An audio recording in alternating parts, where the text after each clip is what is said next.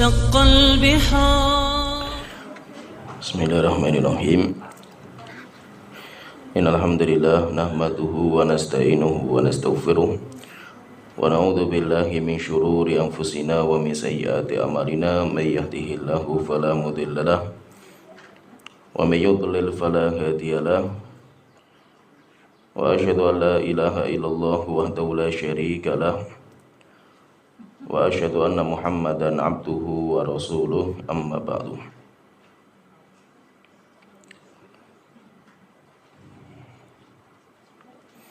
Kita melanjutkan kitab Ushul Sunnah yang ditulis oleh Imam Ahmad bin Hanbal. Kitab yang menjelaskan tentang poin-poin penting dalam akidah Ahlus Sunnah wal Jamaah. Dan kita sekarang masuk di poin yang ke-44. Al-Imam Ahmad rahimahullah ta'ala beliau berkata, wa man intaqasa ahadan min ashabi Rasulillah sallallahu alaihi wasallam aw abghadahu li hadatsin kana minhu aw dzakara masawi'ahu kana mubtadi'an hatta yatarahhama alaihim jami'an wa yakunu qalbuhu lahum salima. Beliau mengatakan wa man intaqasa ahadan min ashabi Rasulillah, siapa yang merendahkan dan mencela salah seorang dari sahabat Rasulullah sallallahu alaihi wasallam, au abghadahu li hadatsin kana minhu, atau membencinya dikarenakan ada sebuah kesalahan yang keluar darinya, au dzakara masawi'ahu, atau menyebut kejelekan-kejelekan para sahabat, kana mubtadi'an, maka orang itu adalah ahlul bid'ah, hatta yatarahhama alaihim jami'an, sampai dia merahmati, sampai dia mendoakan rahmat kepada semua para sahabat, wa yakunu qalbuhu lahum salima, dan hatinya bersih dari mereka, yaitu hatinya bersih, tidak benci, tidak mencela,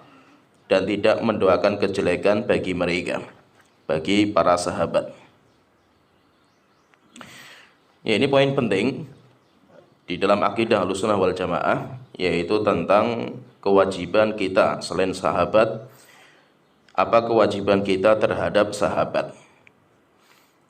Kewajiban kita kepada sahabat itu banyak, sebagaimana telah Allah sebutkan dalam Al-Quran, demikian juga disebutkan sama Rasulullah SAW.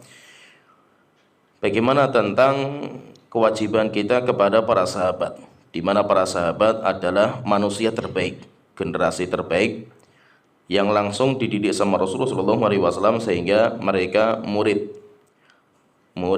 langsung yang dididik sama Rasulullah SAW. Apa kewajiban kita kepada para sahabat? Yang pertama, kewajiban kita kepada para sahabat yang pertama, kita ridho kepada mereka. Kita ridho kepada mereka karena Allah ridho kepada mereka. Karena Allah ridho kepada mereka, maka kita pun wajib untuk meridhoi mereka.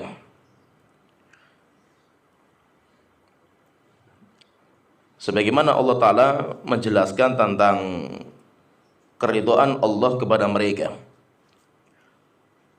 Allah Ta'ala ridho kepada mereka dan mereka pun ridho kepada Allah Ta'ala. Sebagaimana Allah Ta'ala berfirman dalam surat Taubah ayat ke-100, wasabiqunal awwaluna minal muhajirin wal ansor. Generasi yang awal dari kalangan muhajirin dan dari kalangan ansor, walladzina taba'uhum bi ihsan, dan orang-orang yang mengikuti mereka dengan baik. Radhiyallahu anhum wa radu anhu. Allah ridha kepada mereka dan mereka ridha kepada Allah Ta'ala. Wa adda lahum jannatin tajri tahtahal anhar, dan Allah sediakan bagi mereka surga yang mengalir di bawahnya sungai-sungai. khalidina fiha abada, mereka kekal di dalamnya selama-lamanya. Dzalikal fawzul azim, itulah kemenangan yang besar. Di dalam ayat ini, dalam surat At-Taubah ayat ke-100 ini, Allah Ta'ala menggambarkan tentang generasi awal dari kalangan muhajirin dan ansor. Siapa mereka ini? Yang pertama, mereka itu orang yang Allah ridhai, sehingga kewajiban kita kepada mereka, kita juga harus ridho kepada mereka. Kemudian yang kedua, kalau kita baca ayat tadi, kewajiban kita yang kedua, kita harus menjamin surga bagi mereka. Bahwasanya para sahabat semuanya dijamin surga. Kenapa? Karena Allah sudah mengatakan wa a'adda lahum jannatin tajri tahtahal anhar. Allah menyediakan bagi mereka surga yang mengalir di bawahnya sungai-sungai. Allah sendiri yang menjamin. Maka kita pun juga harus menjamin. Kemudian yang ketiga, kewajiban kita yang ketiga, kita harus mengikuti mereka dengan sebaik-baiknya. Kita harus mengikuti mereka, karena tadi Allah sebutkan dalam surat Taubah tadi, manusia terbaik wasabiqunal awwaluna minal muhajirin wal ansor. Generasi yang terbaik dari awal-awal umat Islam ini dari kalangan muhajirin dan ansor.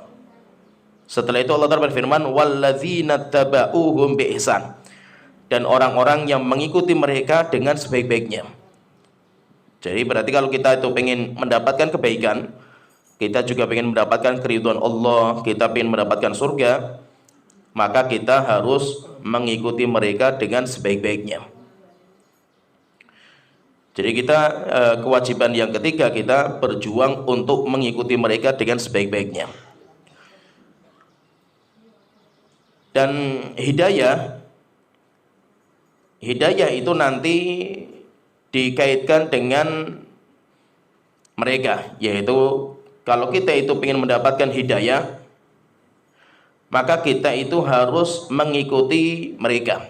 Jadi kalau kita berhasil mengikuti mereka, maka niscaya nanti kita akan mendapatkan hidayah. Sebagaimana Allah Ta'ala berfirman dalam surat Al-Baqarah ayat 137. Jadi kita harus mengikuti sahabat dengan sebaik-baiknya. Kalau kita berhasil mengikuti mereka dengan sebaik-baiknya, maka nanti pasti kita akan mendapatkan hidayah. Hidayah dikaitkan dengan mereka, yaitu kalau kita ingin mendapatkan hidayah, maka kita harus mengikuti mereka dengan sebaik-baiknya. Allah Ta'ala berfirman fa in amanu bimithli ma amantum bihi dalam surat Al-Baqarah ayat 137. Jika mereka beriman seperti keimanan kalian, jika mereka beriman seperti amantum bihi, seperti kalian beriman, faqadih tadau, niscaya mereka akan mendapatkan hidayah. Fa in tawallau fa innama hum fi syiqaq, tapi kalau mereka berpaling, tidak mau mengikuti engkau, tidak mau beriman seperti kalian, maka mereka berada pada kebinasaan. Dalam ayat ini berarti menunjukkan bahwa hidayah itu dikaitkan dengan sahabat. Kenapa? Karena Allah Ta'ala mengatakan di sini syaratnya, yaitu syarat kalau kita ingin mendapatkan hidayah, fa in amanu bimithli ma amantum bihi. Jika kalian beriman seperti keimanan kalian, yang dimaksud dengan kalian itu adalah orang yang hidup ketika ayat ini turunkan, yaitu para sahabat. Kalau mereka beriman seperti imannya kalian, faqad ihtadu, niscaya mereka akan mendapatkan hidayah. Tapi kalau mereka itu menyimpang dari kalian, mereka itu keluar dari kalian, tidak mengikuti kalian, maka mereka pasti akan binasa. Kalau kita tidak mengikuti sahabat, maka kita akan binasa. Sehingga kita harus mengikuti para sahabat. Kemudian kewajiban yang keempat, kewajiban kita kepada sahabat adalah kita itu mendoakan mereka. Kita mendoakan mereka dengan doa-doa yang baik. Jadi kita doakan dengan lisan kita dengan doa-doa yang baik. Kemudian yang kelima, yang terakhir yaitu kita berjuang untuk membersihkan hati kita. Jangan sampai hati kita membenci mereka. Dua perkara ini yaitu mendoakan mereka, kemudian kita berjuang untuk tidak membenci mereka dalam hati kita, sebagaimana Allah sebutkan dalam surat Al-Hasyr. Di dalam surat Al-Hasyr, kewajiban kita sebagai generasi penerus setelah generasi yang awal sudah tidak ada. Allah Ta'ala berfirman di dalam surat Al-Hasyr di ayat ke-6. Ini karena bicara masalah fai. Masalah fai. Allah Ta'ala berfirman, "Wa ma afa Allahu ala rasulihi minhum fama aujaftum alaihi min khailin wala rikabin." Dan harta rampasan fai, jadi ada namanya fai. Fai itu harta rampasan perang. Nanti beda dengan ghanimah. Sedikit perbedaan, walaupun sama dengan ghanimah, yaitu harta peninggalan orang kafir. Nanti harta peninggalan orang kafir itu nanti ada yang dinamakan dengan fai, ada yang dinamakan dengan ghanimah. Kalau ghanimah itu karena peperangan. Jadi di medan pertempuran. Kalau harta di medan pertempuran yang dibawa sama orang kafir itu namanya ghanimah. Kalau harta yang ditinggalkan sama orang kafir di rumah-rumah mereka itu dinamakan dengan fai. Wa ma afa Allahu ala rasulihi minhum. Apa yang Allah berikan fai kepada Rasulullah? Fama aujaftum alaihi min khailin wala rikabin. Kamu tidak memerlukan kuda dan onta untuk mendapatkannya, yaitu bukan karena peperangan. Bukan karena peperangan, tapi orang kafir meninggalkan tanpa peperangan. Walakinallaha yusallitu rusulahu ala may yasha, tetapi Allah memberikan kekuasaan kepada rasulnya terhadap siapa yang Allah kehendaki. Wallahu ala kulli syai'in qadir, dan Allah Maha perkasa terhadap segala sesuatu. Ma afa Allahu ala rasulihi min ahlil qura. Harta yang diberikan fai kepada Rasulullah dari negara orang-orang kafir dibagi untuk kepada siapa? Falillahi walir rasul. Dibagi kepada Allah. Allah itu dibagi kepada negara. Jadi negara nanti dapat walir rasul, dan kepada Rasulullah. Rasul itu beliau dan keluarga beliau. Jadi Rasulullah itu beliau tidak boleh makan zakat dan sedekah. Rasulullah tidak boleh mendapatkan zakat dan sedekah. Karena zakat dan sedekah itu harta kotor. Sehingga keluarga Rasulullah atau Ahlul Bait mereka tidak boleh makan harta zakat dan sedekah. Tapi nanti Allah ganti. Mereka tidak mendapatkan sedekah dan zakat, yaitu Ahlul Baitnya Rasulullah, tapi nanti Allah memberikan kepada mereka khumus, 1/5 dari ghanimah. 1/5 dari fai, namanya fai. Walir rasul kepada rasul, walidil qurba wal yatama wal masakin wa bani sabil, dibagi kepada karib kerabat, wal yatama dan anak-anak yatim, wal masakin orang-orang miskin, wa bani sabil dan kepada orang-orang yang terputus di jalan. Kaila yakuna dulatan bainal aghniya'i minkum, jangan sampai harta itu cuma dibagi kepada orang kaya di antara kalian, yaitu siapa? Yang ikut berperang saja. Beda dengan ghanimah.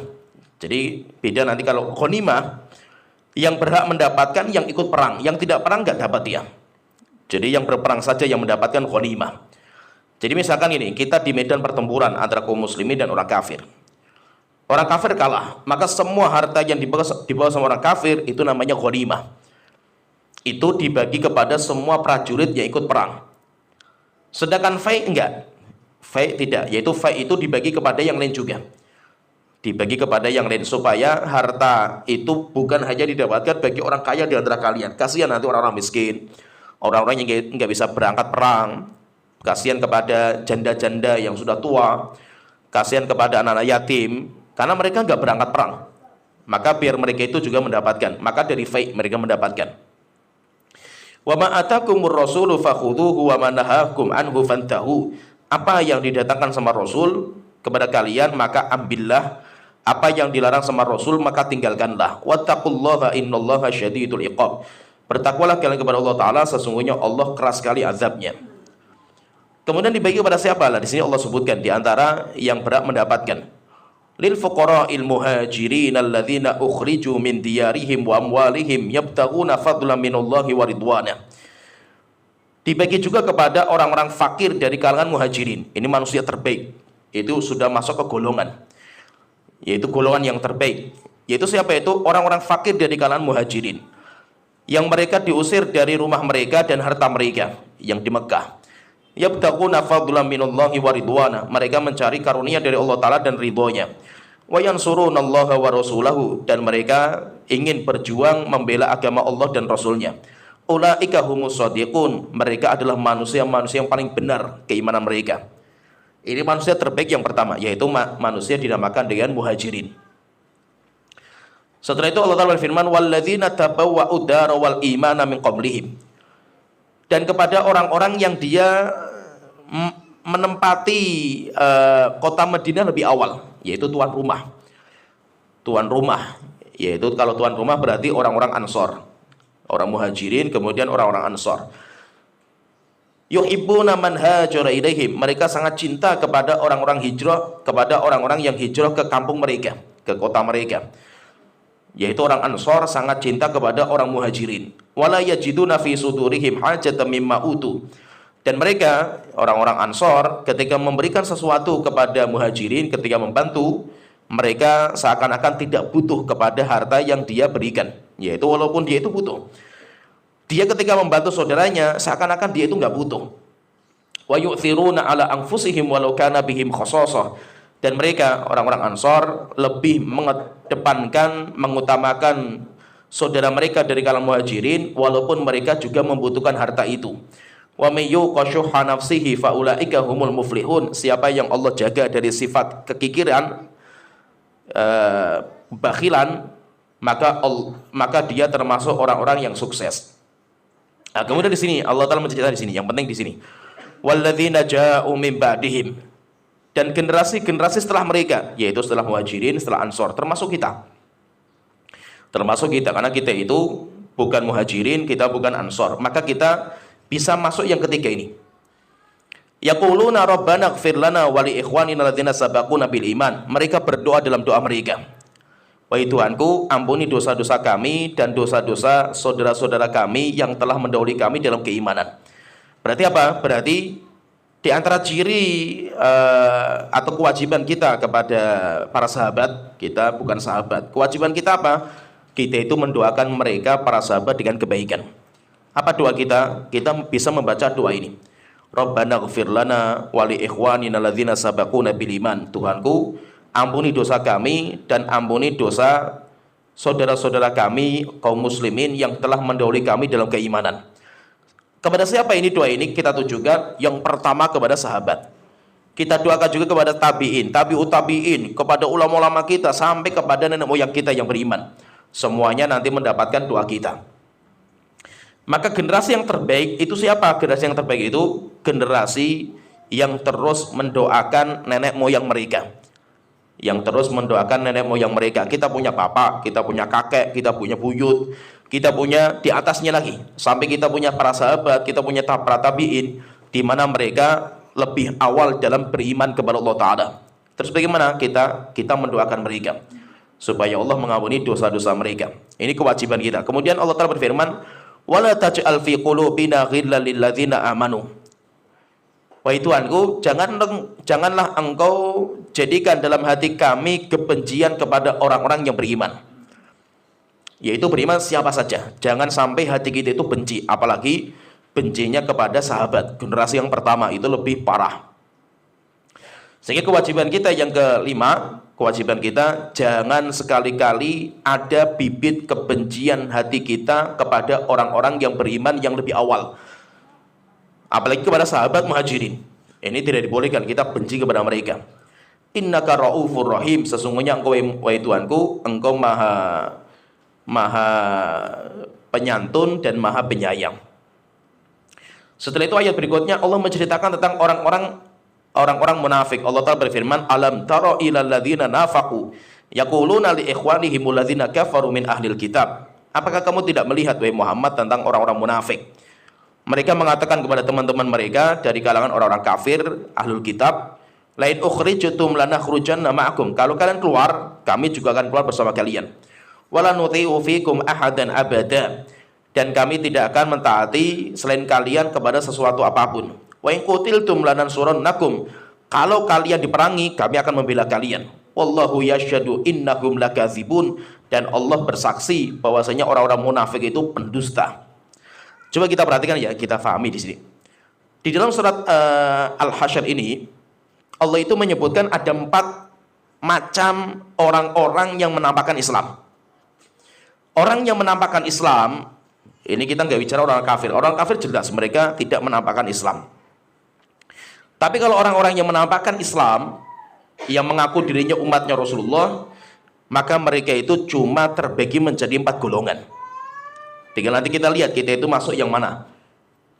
Jadi orang yang mengaku dirinya umatnya Rasulullah atau orang yang menampakkan Islam, mereka itu terbagi menjadi 4 golongan. Golongan yang pertama, kalau kita lihat dari ayat tadi, golongan yang pertama generasi muhajirin. Golongan yang pertama muhajirin, yaitu orang-orang yang hijrah dari Mekah menuju Madinah. Mereka tinggalkan kampung halaman mereka, tinggalkan harta mereka, tinggalkan keluarga mereka demi membela agama Allah Ta'ala. Ini yang pertama. Yang kedua, golongan yang kedua, orang-orang Ansor, tuan rumah yang menyambut kalangan muhajirin dengan sambutan terbaik. Ini yang kedua. Kita tidak bisa masuk yang kedua dan pertama dan kedua nggak bisa, karena ini sudah berlalu semua. Sehingga kemungkinan itu kita kemungkinan yang ketiga dan keempat. Kemungkinan kita itu hanya ketiga dan keempat. Maka kita timbang, kita lihat nanti kita masuk yang ketiga atau yang keempat. Maka yang ketiga kalau kita lihat dari pembagian Allah Ta'ala, yaitu orang-orang setelah muhajirin Ansor yang mendoakan kebaikan bagi muhajirin Ansor dan tidak membenci mereka. Ini generasi yang ketiga, yaitu golongan yang bukan muhajirin, bukan Ansor, tapi mencintai mereka dan tidak membenci mereka dan mendoakan mereka dengan kebaikan. Yang tadi kita sebutkan tadi. Kemudian yang keempat itu bukan tiga-tiganya. Yang keempat bukan tiga-tiganya, bukan muhajirin, bukan orang Ansor, bukan orang-orang yang datang dan dia mencintai muhajirin, mengikuti orang Ansor, dia mendoakan orang muhajirin Ansor, bukan. Tetapi kerjanya dia mencaci maki muhajirin, merendahkan orang-orang Ansor, sukanya intinya tuh meledek mereka, sukanya meninggalkan sunnahnya mereka, itu kerjanya mereka. Maka kalau seperti ini dia masuk ke golongan munafik. Mereka masuk ke golongan munafik. Jadi siapa yang tidak menjalankan tadi 5 hak tadi yang kita sebutkan, ada 5 hak. Kalau kita itu pengen masuk ke yang ketiga. Kalau kita pengen masuk yang ketiga, generasi yang ketiga tadi, kan kita sebutkan ada 3 generasi, muhajirin, Ansor, orang yang setelah mereka dan mereka berjuang untuk mendoakan dan mengikuti mereka dengan baik. Kemudian yang kalau kita nggak bisa, gagal kita di sini, maka kita pasti masuk yang keempat, yaitu orang-orang munafik. Kita nanti masuk ke orang munafik. Maka itu ada 5 kewajiban yang wajib kita jalankan kepada para sahabat. Yaitu ada 5 kewajiban, dan 5 kewajiban itu harus kita ridho kepada mereka karena mereka itu manusia terbaik, dan kita ridho karena mereka itu muridnya Rasulullah SAW. Tidak ada manusia terbaik bagi kita kecuali mereka. Kita ridho mereka. Kemudian yang kedua kita jamin mereka surga karena Allah telah menjamin mereka. Jangan sampai kita itu merendahkan mereka, apalagi kita itu sampai mengkafirkan mereka seperti orang Syiah. Itu tidak dibolehkan karena mereka sudah dijamin surga sama Allah Ta'ala. Kemudian ketiga, kita berjuang untuk mengikuti mereka dengan sebaik-baiknya supaya kita mendapatkan hidayah, karena hidayah Allah dikaitkan dengan para sahabat. Kalau kita berhasil mengikuti para sahabat, kita dapat hidayah. Kalau tidak, kita tidak akan mendapatkan hidayah. Kemudian yang keempat, kita berjuang untuk mendoakan terus mereka dengan doa-doa yang baik, seperti misalkan kita mengatakan Rabbana ighfir lana wa li ikhwanina alladzina sabaquna bil iman. Tuhanku, ampunilah dosa kami dan dosa saudara-saudara kami yang telah mendahului kami dalam keimanan. Atau kita doa seperti doanya Nabi Ibrahim, Rabbana ighfirli wali walidayya walil mu'minina yauma yaqumul hisab. Wahai Tuhanku, ampuni dosaku, ampuni dosa kedua orang tuaku, dan ampuni dosa semua orang-orang yang beriman ketika nanti hisab ditegakkan. Itu kita telah mendoakan semua, siapa saja yang beriman kepada Allah Ta'ala kita doakan. Tapi yang terbaik ya doa yang disebutkan dalam surat Al-Hasyr ini, yaitu kita khususkan orang-orang mukmin, saudara-saudara kita yang telah mendahului kami. Sehingga generasi yang terbaik itu siapa? Orang yang tahu jasa nenek moyangnya. Sehingga nenek moyang kita itu punya jasa besar. Kita punya bapak, kita punya orang tua, kita punya kakek, kita punya nenek, kita punya buyut, kita punya di atasnya lagi, kita punya di atasnya lagi. Semuanya itu orang-orang yang berjasa untuk kita. Tanpa mereka jerih payah untuk beragama Allah Ta'ala, kita pun tidak mungkin mendapatkan agama Allah Ta'ala ini. Kenapa kita itu muslim? Karena jerih payah mereka. Rasulullah menjadi seorang Rasul, ajarkan kepada para sahabat menyebarkan ke penjuru dunia. Kemudian para sahabat meninggal dunia, ganti para tabiin untuk menyebarkan Islam. Sampai akhirnya Islam itu sampai ke kita. Tanpa melewati orang-orang ini, kita nggak mendapatkan hidayah. Nggak mungkin kita bisa masuk Islam. Sehingga apa? Kita itu harus tahu jasa nenek moyang kita. Maka sering saya sebutkan ini, fahami ya, sering saya sebutkan. Jika memang berita atau sejarah yang mengatakan bahwa Indonesia yang membawa agama Islam ke Indonesia itu adalah Wali Songo, jika memang ini informasinya benar dan valid, jadi maksudnya Pak, siapa saja yang membawa agama Islam ke Indonesia, yang mana Indonesia dulunya Hindu-Buddha. Setelah itu mereka membawa Islam, sampai akhirnya orang itu masuk Islam, walaupun banyak kekurangan. Namanya merintis itu nggak mungkin sempurna, walaupun banyak kekurangan. Mungkin dalam sejarah itu misalnya ada wayang lah, atau apa sajalah itu, banyak kekurangan. Tapi tetap mereka itu pendahulu kita. Sehingga apa? Sehingga kalau memang mereka yang membawa agama Islam ke negeri kita, walaupun banyak kekurangan, kita tetap harus mendoakan mereka. Karena gara-gara mereka lah, dari jerih payah mereka, orang Indonesia itu bisa beriman, bisa masuk Islam. Bukan kita mencelanya. Kalau ada kekurangan yang kita perbaiki. Tapi bukan kita mencaci maki para pejuang-pejuang yang membawa Islam ke Indonesia. Bukan dengan cara seperti itu. Tapi kita katakan bahwa mereka itu jasanya besar. Mungkin semua orang Indonesia yang masuk Islam, mereka itu semuanya mendapatkan pahala, yaitu orang-orang yang membawa Islam ke Indonesia. Siapa yang membawa Islam ke Indonesia, maka setiap orang Muslim dari kalangan orang Indonesia, maka orang yang membawa itu mendapatkan pahalanya sampai hari kiamat. Sehingga pahalanya besar, pendahulu itu pahalanya besar, walaupun banyak kekurangannya kita lengkapi. Bukan berarti malah agamanya Wali Songo yang mereka berdakwah sesuai dengan kondisi masyarakatnya Hindu-Buddha, maka mereka metodenya mengikuti mereka. Yang penting mereka masuk Islam. Malah dipatenkan seakan-akan itu agama Indonesia. Bukan. Agama kita bukan agama Indonesia. Agama kita agama Islam.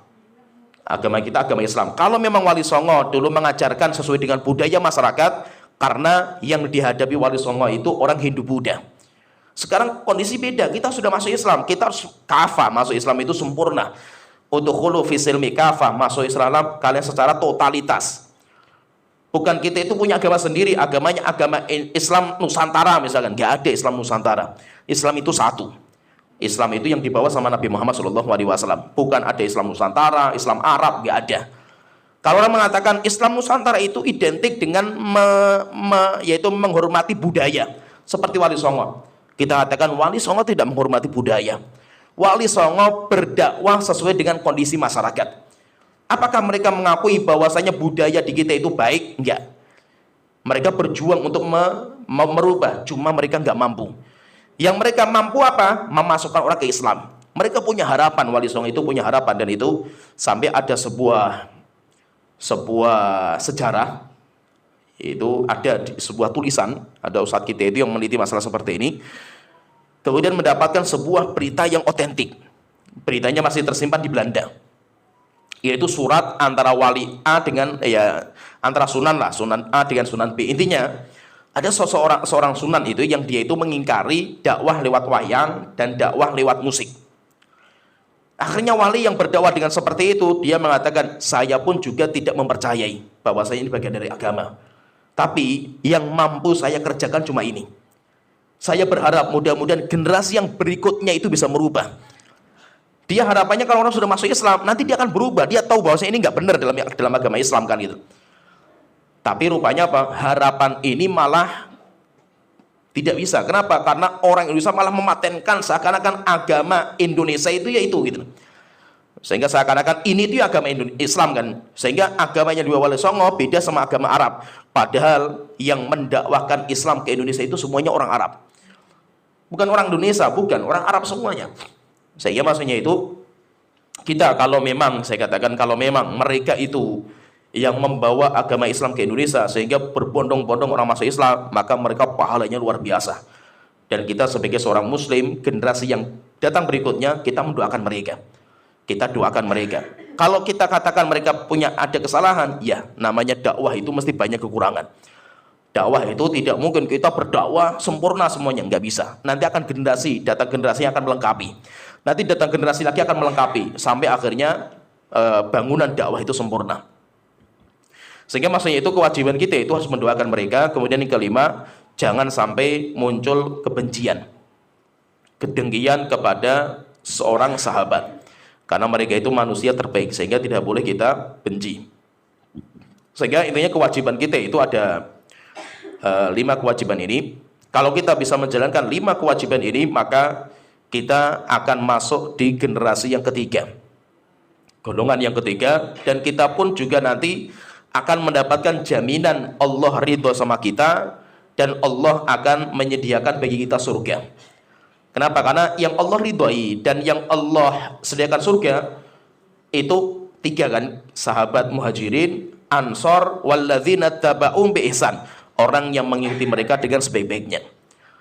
Jadi yang Allah ridhoi dan yang Allah sediakan surga itu 3 golongan.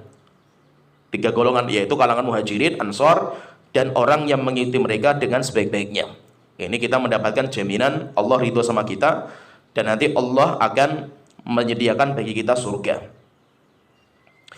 Allah Ta'ala juga berfirman dalam surat Al-Fatih ayat 29, yang nanti di sini murid-murid Rasulullah itu manusia terbaik, orang-orang yang membersamai Rasulullah, sehingga tidak sembarangan Allah itu memilih orang yang akan menyertai Rasul itu, nggak main-main.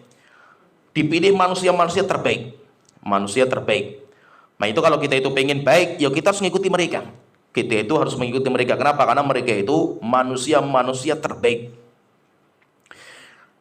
Sampai kehebatan mereka, yaitu Abdullah bin Mas'ud sampai menyebutkan Allah untuk mencari siapa yang layak menyertai Rasulullah, yaitu yang hidup bersama Rasulullah, nanti akan menyertai beliau, membela dakwah beliau, itu hanya manusia-manusia pilihan. Kenapa kok pertanyaan di sini? Kenapa kok bukan kita yang dipilih misalkan? Kenapa kok yang dipilih itu Abu Bakar, kenapa Umar, kenapa Uthman, dan para sahabat untuk hidup bersama Rasulullah? Kenapa bukan kita gitu? Karena Allah tahu siapa kita. Yaitu keimanan kita itu jauh sekali. Mungkin kalau kita hidup di zaman Rasulullah, belum tentu kita itu beriman. Kenapa? Karena zaman Rasulullah itu nggak mudah. Namanya orang merintis itu mati-matian. Rasulullah merintis. Rasulullah itu merintis ketika di Mekah, beda ketika di Madinah. Ketika Rasulullah di Mekah, Rasulullah berhadapan sama semua orang kafir. Sehingga orang yang masuk Islam itu nggak main-main. Mereka itu siap berkorban untuk masuk Islam itu. Sampai akhirnya Rasulullah hijrah ke Madinah. Di Madinah mulai ada orang-orang munafik, ada muncul. Tapi perjuangan juga luar biasa, karena Romawi Persia siap menghancurkan Islam. Sampai akhirnya zaman kita sudah tinggal menikmati hasilnya sajalah gitu. Jadi kita sudah di waktu panen, tinggal kita itu merasakan hasilnya itu. Tapi rupanya kita lengah, akhirnya hancur kita ini. Allah Ta'ala berfirman dalam surat Al-Fatih ayat 29, menggambarkan bahwa sahabat itu nggak main-main mereka.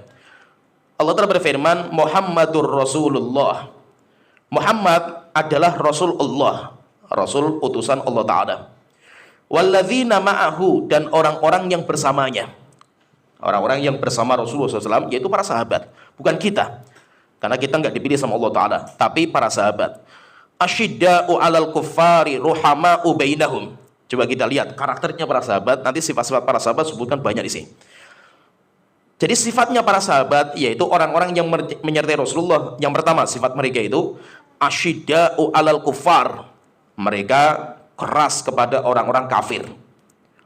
Mereka kalau sama orang kafir keras, tegas mereka sama orang kafir. Ruhama'u bainahum. Yang kedua, mereka lembut, kasih sayang kepada orang-orang yang beriman.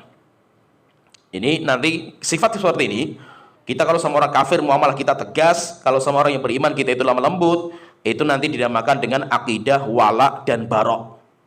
Wala dan barok. Wala itu kita cinta kepada orang yang beriman, dan kita wala itu loyalitas. Kita loyal, kita menjadikan orang yang beriman sebagai sahabat karib, kita menjadikan mereka sebagai penolong kita, kemudian kita jadikan mereka sebagai pemimpin kita, termasuk masalah kepemimpinan. Di antara bukti kalau kita itu wala sama orang-orang mukmin, kita memilih mereka menjadi pemimpin. Itu namanya wala. Jadi kita sama orang yang beriman, kita harus wala. Kita harus wala. Kemudian kalau sama orang-orang kafir, kita harus asyidda, keras, tegas. Sama orang kafir, jangan dibalik. Jangan dibalik. Dan rupanya mayoritas orang Indonesia itu kebalik. Kebalik. Kalau sama orang mukmin, luar biasa ganasnya itu. Luar biasa, di mana-mana di demo, masjid-masjid dibubarkan, kajian dibubarkan. Kalau sama orang mukmin luar biasa. Tapi kalau sama orang kafir, gereja dijaga ketat. Ketemu dengan paus, dicium tangannya, luar biasa itu. Top kita itu kalau sama mereka orang-orang kafir itu. Dan itu sifat orang-orang munafik.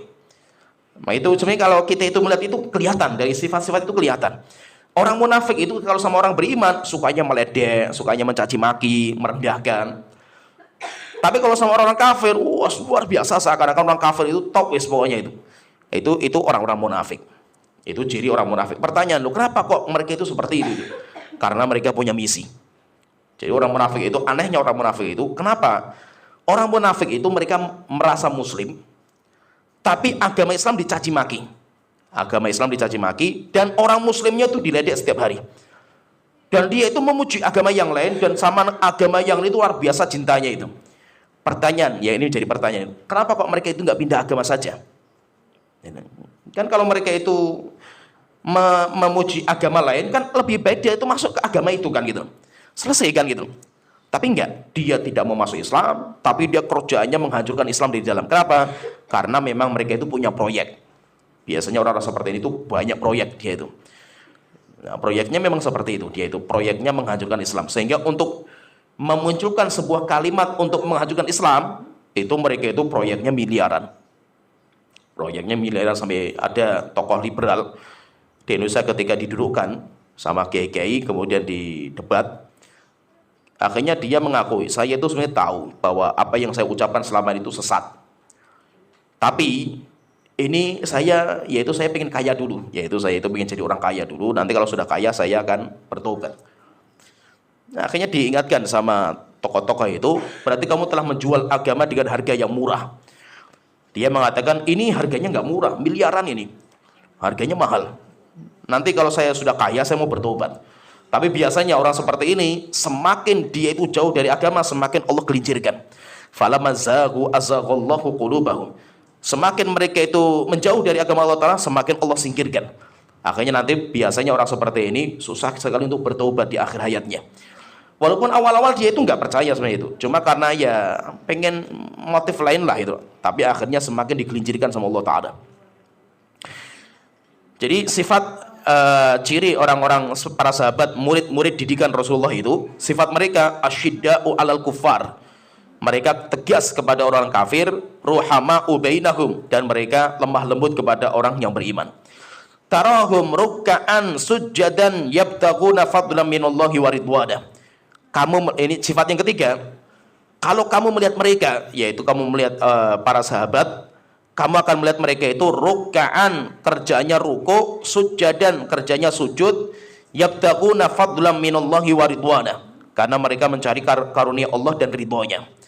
Yaitu maksudnya apa? Ciri yang ketiga, cirinya para sahabat, keimanan mereka itu nampak pada penampilan mereka.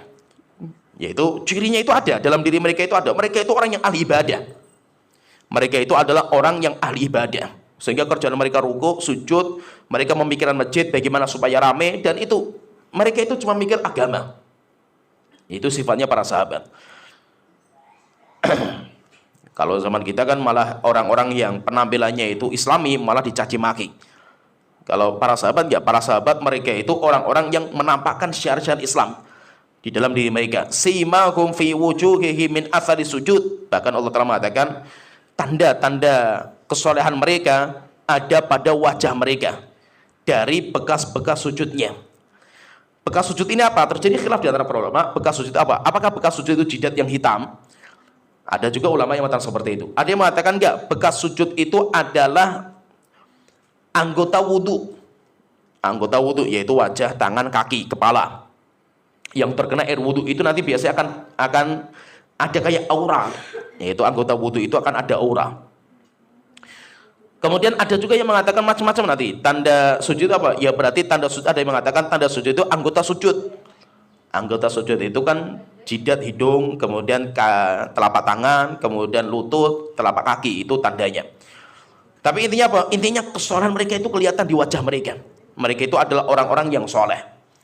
Itu kelihatan. Dzalika matsaluhum fit Taurati wa matsaluhum fil Injil. Kehebatan ini atau perumpamaan ini sudah disebutkan oleh Allah dalam kitab Taurat dan Injil, yaitu orang Kristen, orang Yahudi, mereka itu membaca di kitab mereka bahwa nanti ada manusia terbaik yang dikeluarkan di muka bumi, yaitu murid-muridnya Rasulullah SAW. Jadi orang Yahudi dan orang Nasrani itu mereka juga tahu. Kazar in akhraja syat'ahu fa'azarahu fastaghladu fastawa ala suqih. Ibaratnya itu seperti pohon yang dirawat sama seorang petani sampai akhirnya pohon itu besar, kemudian menjulang tinggi. Yu'jibuz zurra'a liyaghidha bihimul kuffar, sampai akhirnya para petani takjub dengan hasilnya. Liyaghidha bihimul kuffar, supaya orang-orang kafir itu marah. Sehingga para sahabat itu kayak pohon yang besar yang dirawat sama Rasulullah SAW. Rasulullah yang mendidik mereka sampai akhirnya para sahabat menjadi manusia-manusia terbaik. Jadi intinya kalau kita perhatikan di sini, intinya para sahabat itu manusia-manusia pilihan. Abdullah bin Mas'ud beliau mengatakan innallaha nadhara ila qulubil ibad.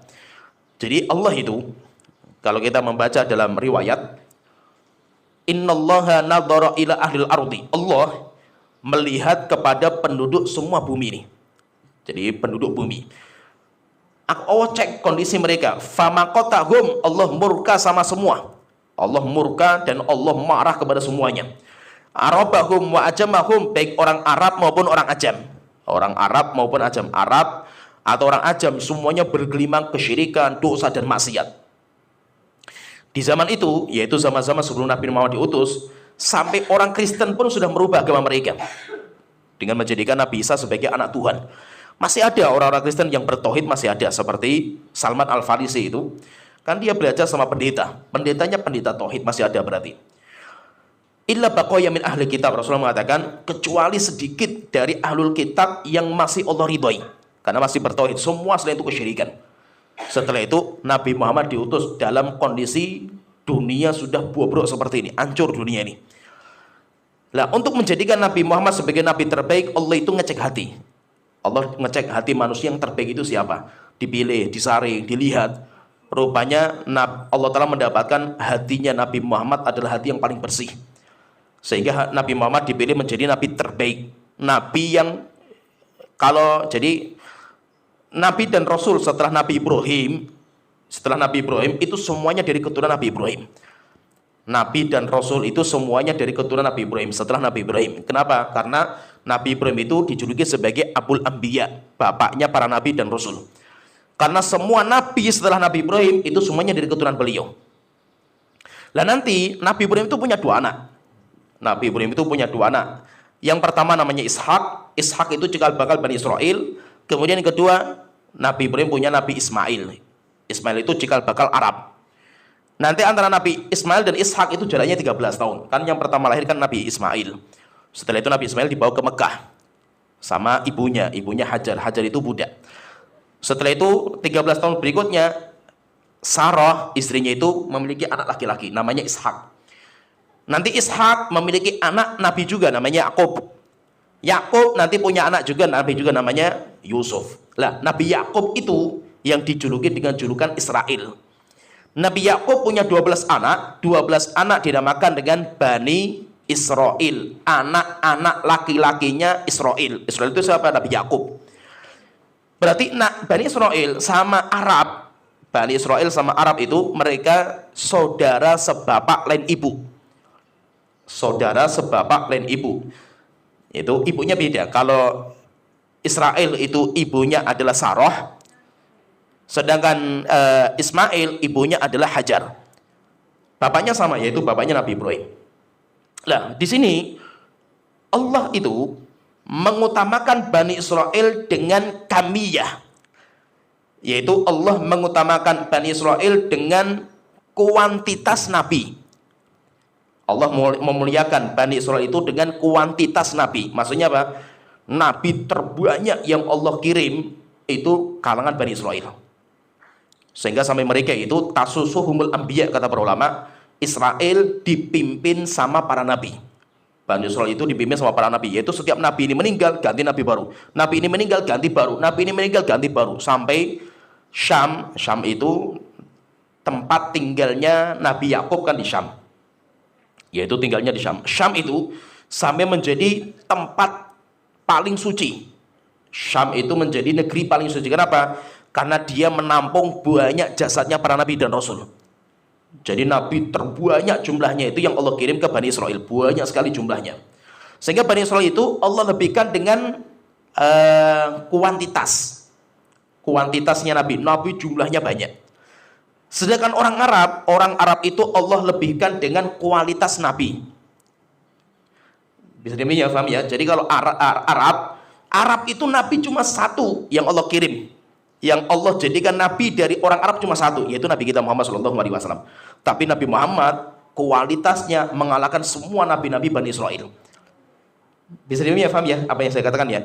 Jadi kalau Bani Israel itu Allah berikan kuantitas nabi, kebanyakan nabi, yaitu hampir semua nabi itu dari mereka. Tetapi kualitasnya sederhana biasa. Nabi terbaik dari kalangan mereka nanti Nabi Musa alaihissalam. Nabi Musa pun kalah sama Nabi Muhammad jauh. Nabi Muhammad manusia paling mulia. Maka kalau orang Arab, Allah berikan kualitasnya. Satu nabi tapi bisa mengalahkan semuanya. Satu nabi bisa mengalahkan semuanya. Kenapa? Karena kualitas tingkatan kenabian itu.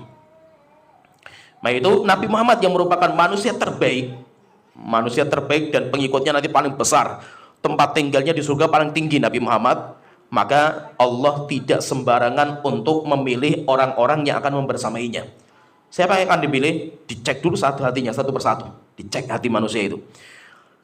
Maka didapatkan hati para sahabat merupakan hati-hati yang terbaik. Sehingga mereka yang layak untuk dijadikan sebagai pengikutnya Rasulullah SAW.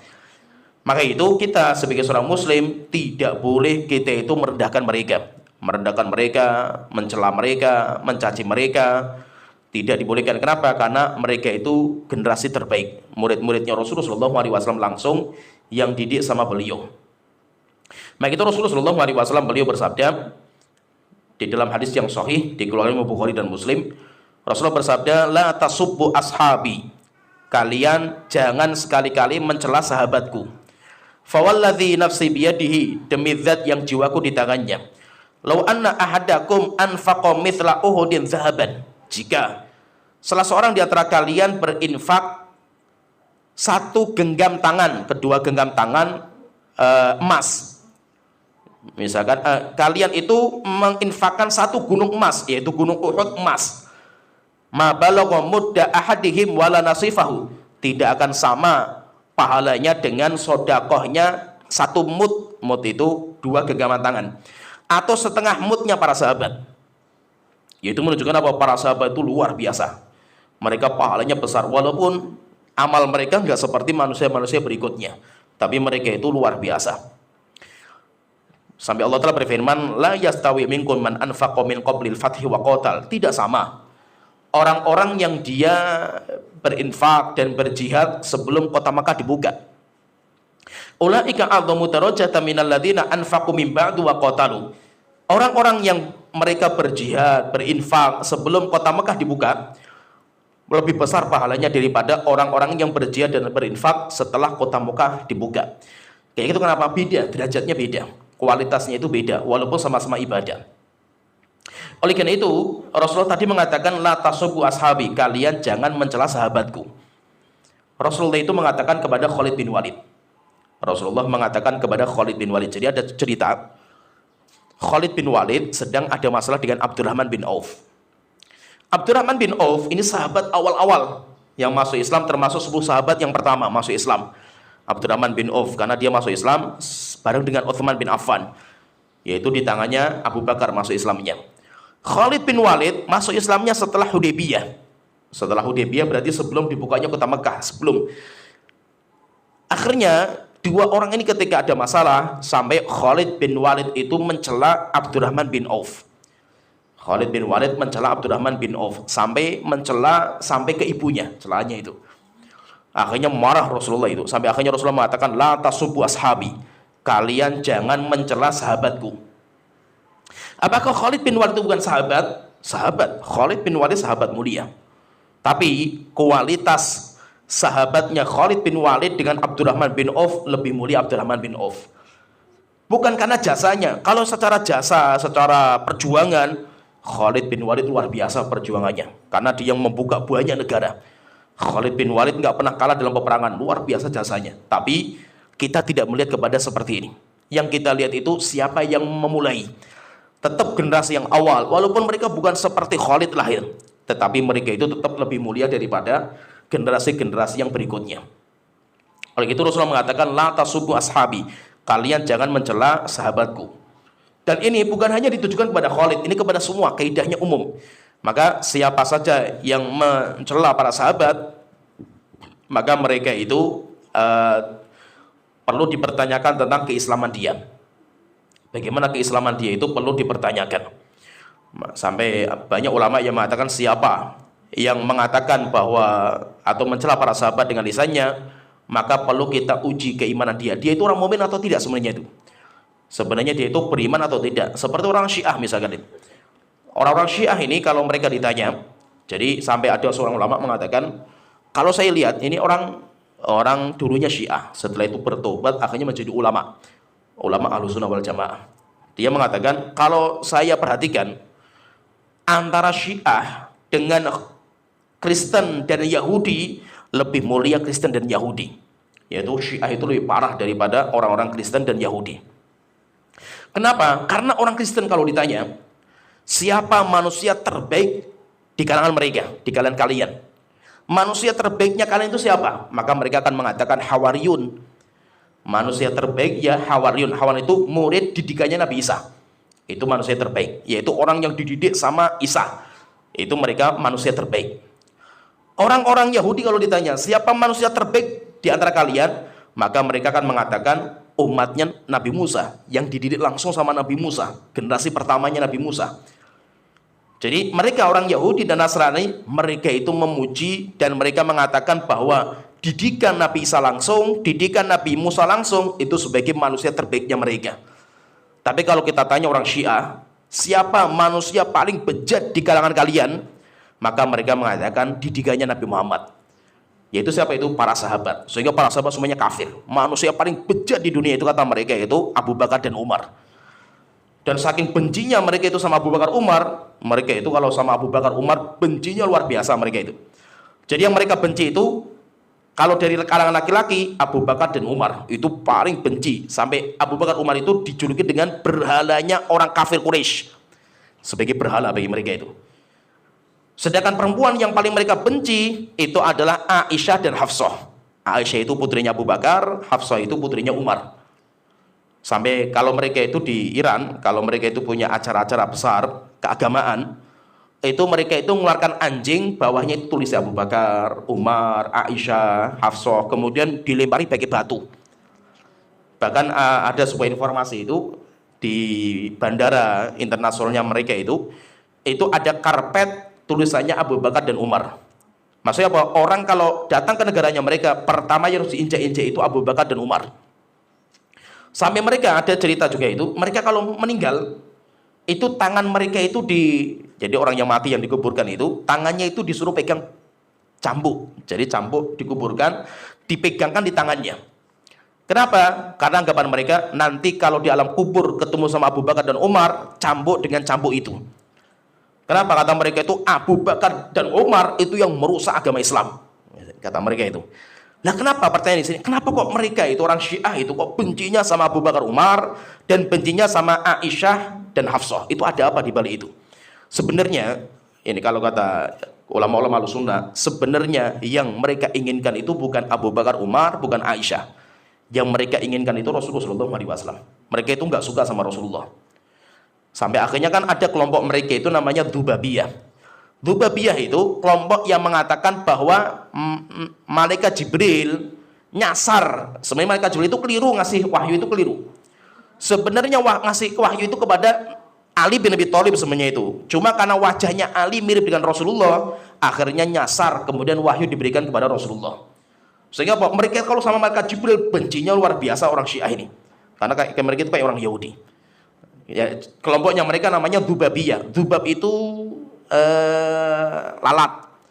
Yaitu ibaratnya apa? Kalau kita lihat banyak lalat, kita nggak bisa membedakan lalat si A, lalat si B. Maksudnya apa? Malaikat Jibril itu nggak bisa membedakan mana yang Ali, mana yang Nabi Muhammad. Akhirnya pengen memberikan wahyu kepada Ali, nyasarnya ke Nabi Muhammad katanya itu. Saking bencinya. Kenapa? Karena orang Syiah ini sebenarnya dua gabungan dua kekuatan besar yang hancur di tangannya Umar. Yaitu siapa? Yahudi, yang bikin Yahudi, tapi nanti yang mentenarkan Persia. Yahudi dan Majusi, itu kumpulan itu. Kalau Persia kan Iran. Kalau Yahudi kan yang membikin, memang yang bikin Syiah kan Yahudi. Jadi dua kumpulan ini. Kenapa? Yahudi dan Persia semuanya dihancurkan sama Umar bin Khattab radhiyallahu anhu. Persia hancur di zamannya Umar, Yahudi diusir semuanya sama Umar di negeri Arab. Akhirnya apa? Kebencian mereka itu luar biasa sama Umar bin Khattab. Maka bencinya kalau sama Umar luar biasa mereka itu. Sampai akhirnya kan nanti Umar bin Khattab ditikam sama orang Majusi, namanya Abu Lu'lu'ah atau namanya Fairuz al-Majusi. Itu yang nanti membunuh Umar bin Khattab saking bencinya. Sehingga yang mereka inginkan sebenarnya itu bukan Abu Bakar, bukan Umar, bukan Aisyah, tapi yang mereka inginkan itu Rasulullah SAW. Kenapa? Karena kaidahnya orang itu agamanya mengikuti teman akrabnya. Almar'u ala dini khalili. Seseorang itu mengikuti teman akrabnya dalam agama. Sehingga kalau kita ingin mencaci maki seseorang, nggak usah dia yang kita caci maki. Yang kita caci maki teman-teman akrabnya itu. Kalau teman-teman akrabnya itu kafir, teman-teman akrabnya itu istilahnya bahasa kasarnya bejat-bejat, ya berarti dia itu juga orang bejat lah istilahnya itu. Kan teman akrabnya Rasulullah kan Abu Bakar dan Umar, sampai kuburannya bareng lagi. Kemudian untuk menilai seseorang, lihat saja sama istrinya. Istrinya itu siapa kan itu? Kenapa? Karena wanita pezina, azaniyatu la yankihu illa zanin aw musyrik. Wanita pezina yang menikahi mesti laki-laki pezina yang sama atau laki-laki yang musyrik. Ketika mereka mengatakan Aisyah itu pelacur, kan mereka kalau judulnya seperti Aisyah itu pelacur, Aisyah itu pezina, apa yang mereka inginkan? Yang mereka inginkan itu suaminya. Berarti suaminya juga sama gitu, yaitu Rasulullah SAW. Tapi mereka nggak berani langsung. Mereka tidak berani langsung mencaci maki Rasulullah. Kalau mereka mencaci maki Rasulullah, habis mereka ini. Tidak akan diterima sama kaum muslimin. Tapi pinternya mereka, politiknya mereka itu seakan-akan membela Rasulullah, membela Ahlul Bait, membela Ali bin Abi Thalib, membela Hasan Hussein, padahal mereka yang membunuh Hussein juga. Mereka yang bersengkongkol juga untuk menghancurkan Islam. Ya mereka itu cuma, ya intinya mereka itu pengen mengembalikan kejayaan Persia. Pengen mengembalikan kejayaan Persia, tapi Rasulullah sudah mengatakan kalau Persia sudah hancur, tidak akan ada Persia kedua. Sehingga walaupun Syiah berjuang untuk mengembalikan, tetap tidak akan bisa. Kenapa? Tidak akan ada Persia yang kedua. Nah, jadi intinya kita sebagai orang muslim tidak boleh kita itu mencela para sahabat. Kalau bisa kita itu memuji mereka, kita mendoakan kebaikan untuk mereka, karena jasa mereka sampai akhirnya kita itu bisa masuk Islam itu karena jasanya mereka. Tanpa mereka, Islam mungkin tidak akan sampai ke negara Indonesia. Sampai di sini pembahasan kita. Nanti kita lanjut lagi di poin-poin berikutnya. Wa akhiru da'wana alhamdulillahirabbil alamin sallallahu Muhammad wa ala alihi washabihi ajmain.